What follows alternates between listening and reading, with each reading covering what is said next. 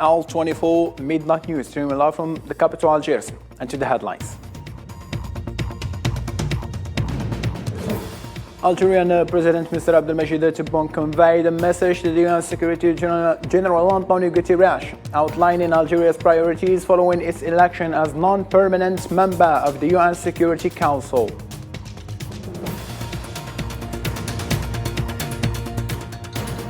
As the 6+6 committee failed to sign the election laws, UN envoy to Libya calls on all parties to put in place enforceable electoral laws.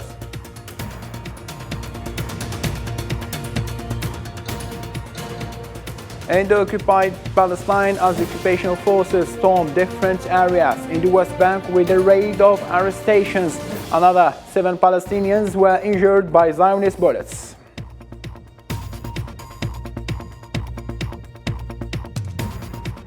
As thousands flee flood after a dam collapse near Nova Kakhovka, Ukraine's president put the blame on Russia, saying that more than 80 towns and villages may be flooded.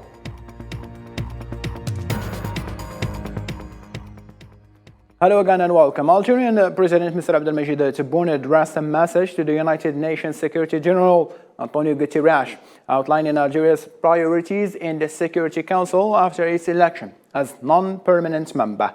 Zahra Frujani in this report.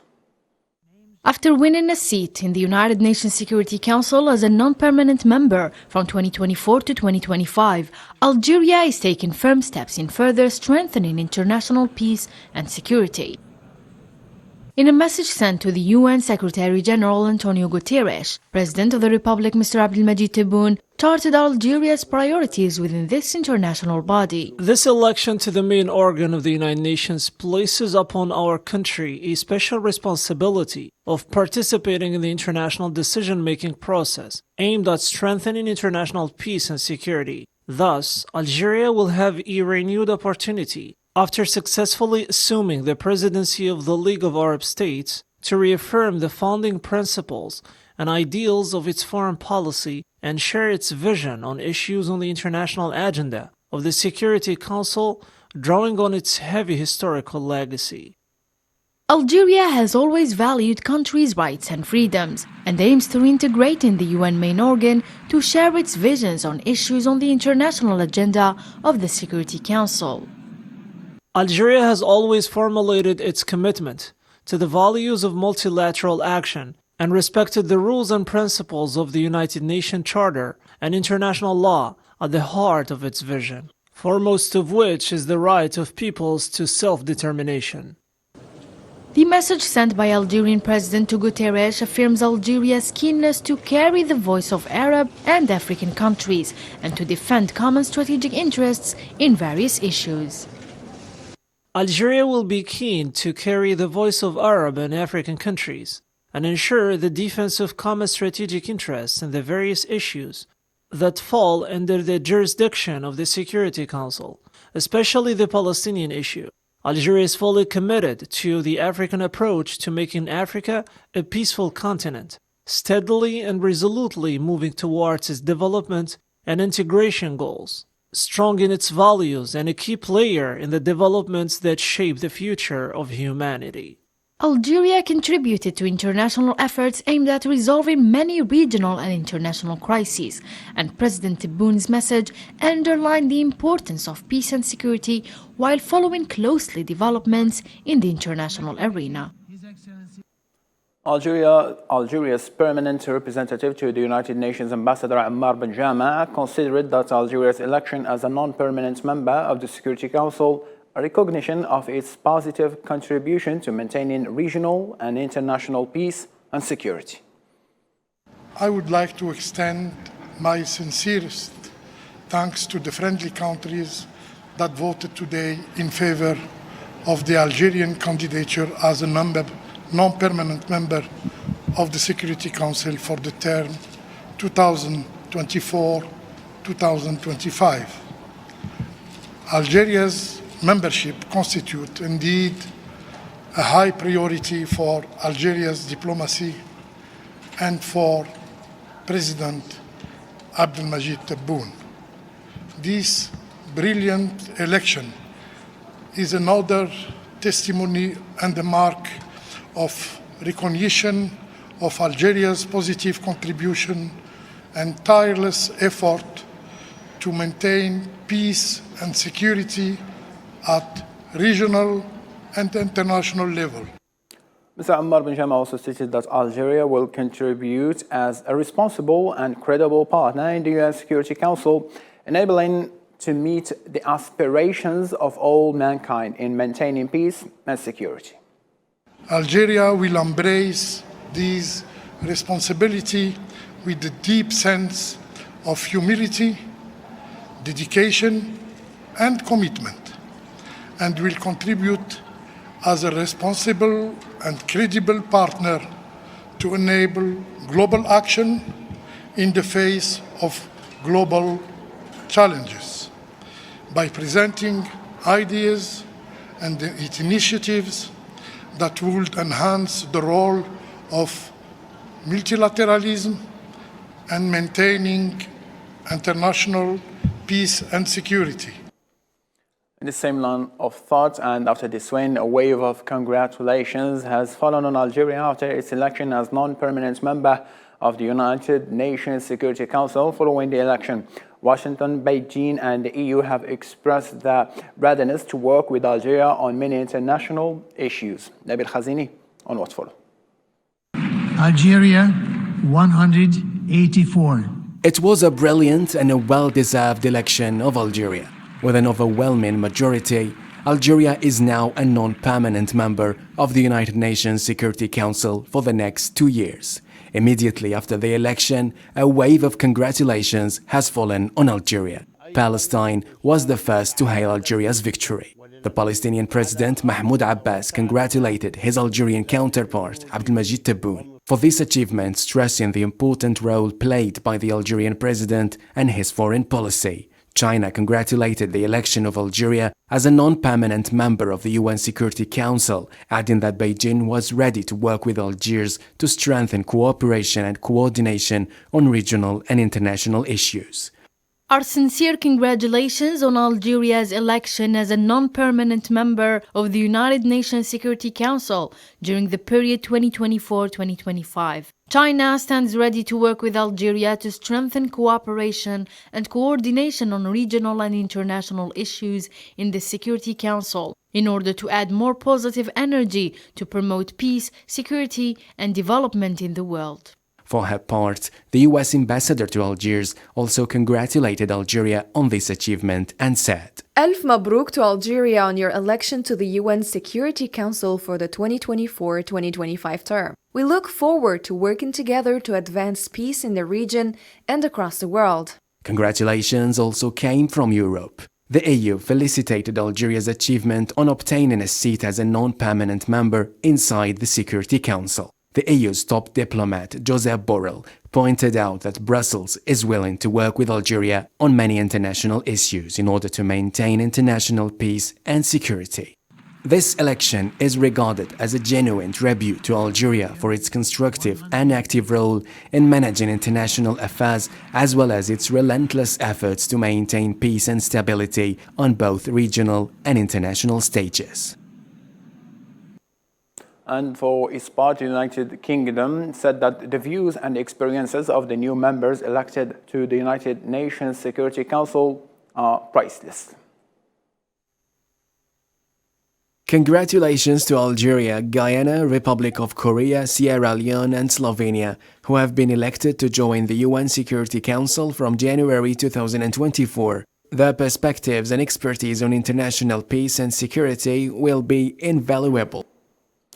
In a different matter, the Sahrawi News Agency reported that Algeria's victory in a non-permanent seat in the United Nations body represents a real and effective contribution to addressing issues of concern to the international community, and that Algeria's presence in the Council will resonate especially with the respect and appreciation that Algeria enjoys through its principal stances for spreading and establishing peace.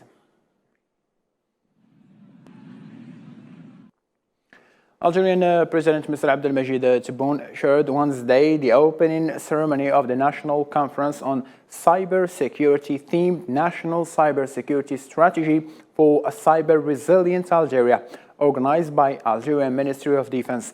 Mr. Abdelmajid Tebboune on this occasion stressed that digitization is a fundamental issue in fighting corruption and developing a new management system aimed at serving the country and achieving the public interest.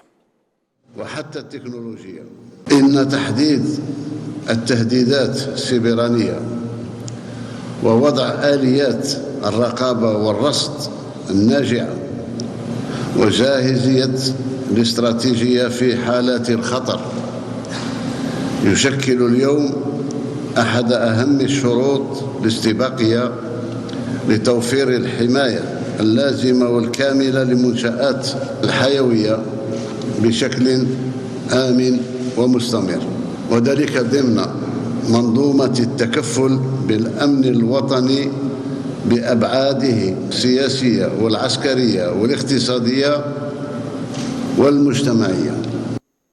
Spanish Association of Producers of Ceramics and Building Materials estimated the division's losses at more than 120 million euros as a result of Algeria's ban on its imports. The association denounced what it called the government of Pedro Sanchez's disrespect for the results of its mistake, blaming it for the bankruptcy that threatens many companies operating in the sector due to diplomatic crisis with Algeria.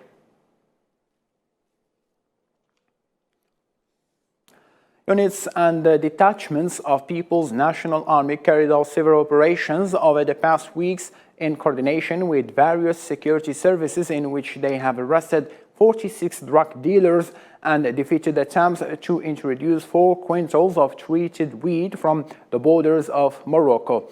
This came in today's operational report of the People's National Army. The European Union decided not to conduct negotiations with Morocco to renew the fishing agreement between the two parties, which expires on the 17th of next July, against the background of the European Court of Justice cancellation of agreement for reasons related to the inclusion of the occupied Sahara territories within the scope of application of the document.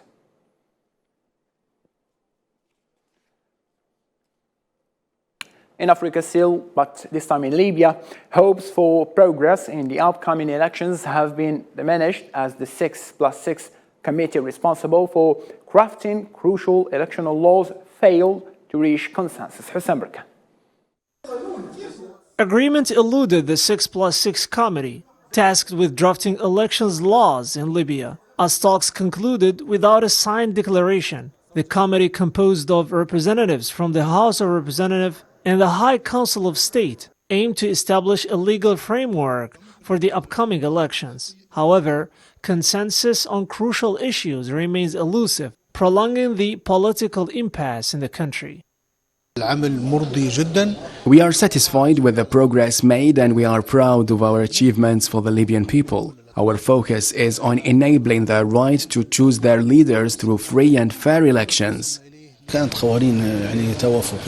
These consensual laws are crucial steps towards stabilizing Libya and facilitating the presidential and parliamentary elections scheduled for this year. Contentious topics, including the candidacy of dual nationals for top positions and the composition of the legislative bodies, have hindered the negotiations. The committee's failure to resolve these issues highlights the challenges in reaching a comprehensive agreement. Despite the setbacks, efforts to find common ground and establish the necessary legal framework for elections in Libya continue, as time remains of the essence in overcoming the political impasse. In Libya still, the UN Special Envoy to Libya, Abdullah Batili, discussed in the Libyan capital Tripoli during a meeting with the permanent representative of the United Kingdom to the United Nations, Barbara Woodward, the United Kingdom's ambassador to Tripoli, Caroline Harndall, to discuss ways to help the Libyans overcome the current crisis. In a tweet, Batili pointed out the consensus on the need for all parties to work to develop enforceable electoral laws, improve the security situation, and create an environment conducive to free, inclusive, transparent, and credible elections.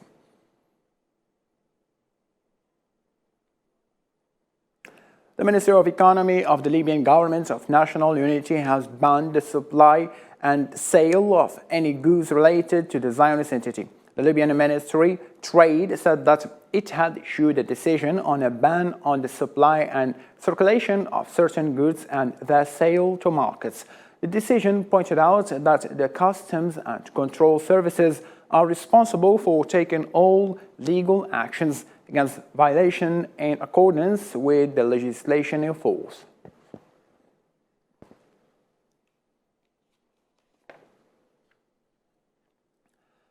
In Africa, still, Sudan's army has been battling to defend the military-industrial complex believed to contain large stocks of weapons and ammunition in the southern Al-Khartoum capital, close to fuel and gas depots that are at risk of exploding. Witnesses said the paramilitary rapid support forces had attacked the area containing the Yarmouk complex before retreating and withdrawing after heavy fighting.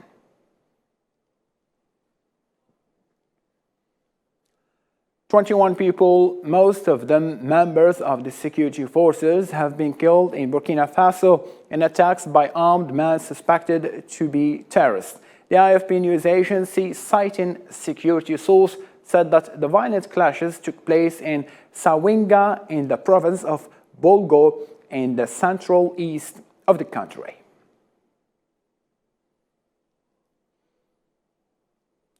Now, in the Middle East, a number of Palestinian civilians were shot and suffocated Wednesday night during clashes that erupted after Zionist occupation forces stormed several neighborhoods in Ramallah.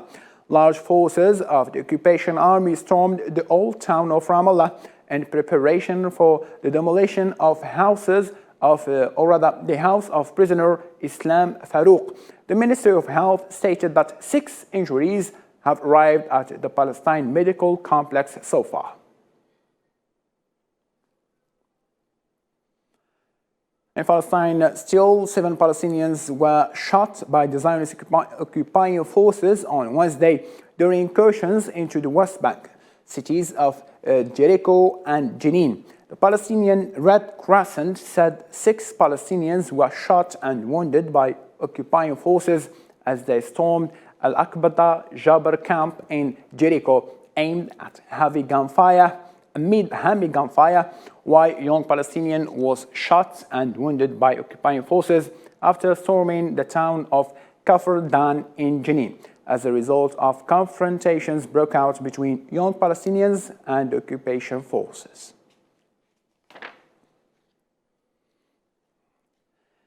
In Europe now, the Nova Kakhovka Dam's collapse has prompted evacuations for thousands of people and spurred fears of ecocide and chaos or an ecological catastrophe. Marim Zian on this report.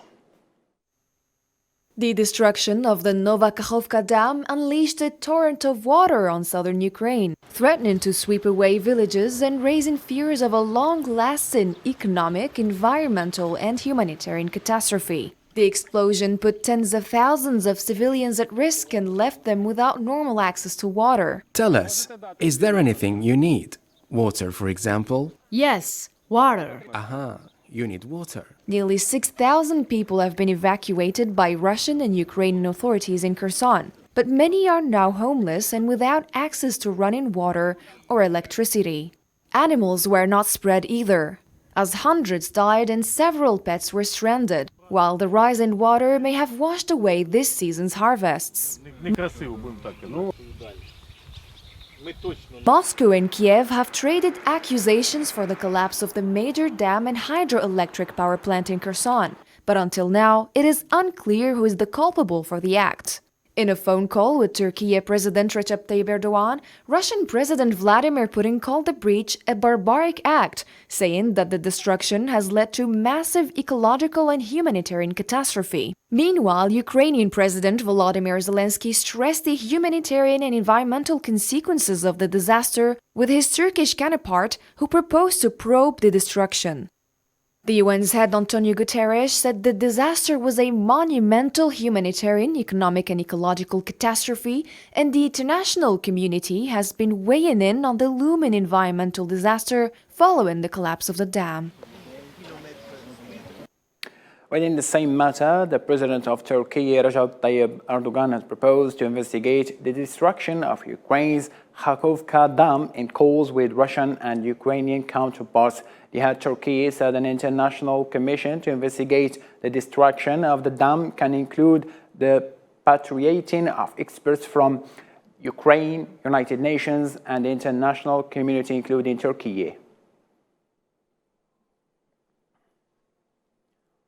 U.S. knew about a Ukrainian plot to bomb the Nord Stream pipeline 3 months before the attack, according to the reports from Washington Post, citing leaked information posted online. This marks the first time Ukraine's military has been convincingly linked to the September 2022 attack, which NATO condemned as an act of sabotage.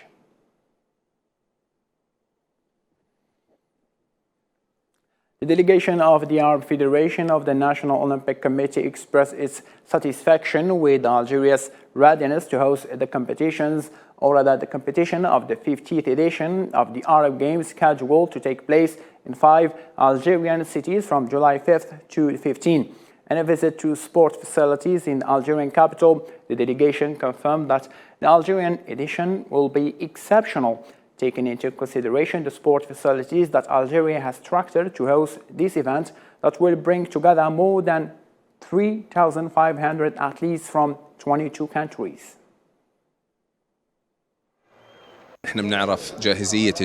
We know how much Algeria is ready to hold this event. After all, Algeria recently held some of the biggest competitions. So, for us, Algeria is a guaranteed host country. Mashallah, the job done so far by the organizing committee in this short period is something great, and we are so happy and pleased that there will be a special Arab game hosted by Algeria. Alhamdulillah, for these visits, we are paying to these fantastic sports facilities, either the already prepared ones or even those still under construction. We can say these are the best structures we have seen. We wish the best of luck to Algeria and all the Arabs in this competition. Still in sports, but in Europe, the English midfielder Jude Bellingham finally reached a final agreement to join Real Madrid after the Spanish side struck a deal with Borussia Dortmund worth an initial £88.5 million, which equalizes €103 million. Germans club Dortmund confirmed in a statement that in Los Blancos have agreed to pay €103 million with an additional amount of around 30% of that fixed fee agreed, which means the deal could reach €133.9 million.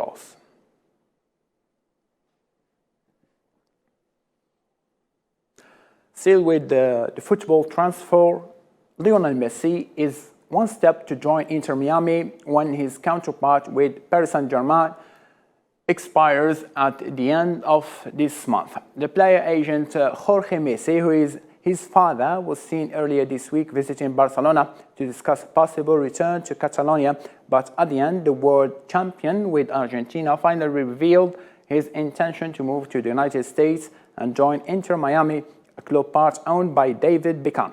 It's worth noting that there have been rumors all along that the last Ballon d'Or holder was a target for Saudi Arabia club Al Hilal and his former club Barcelona.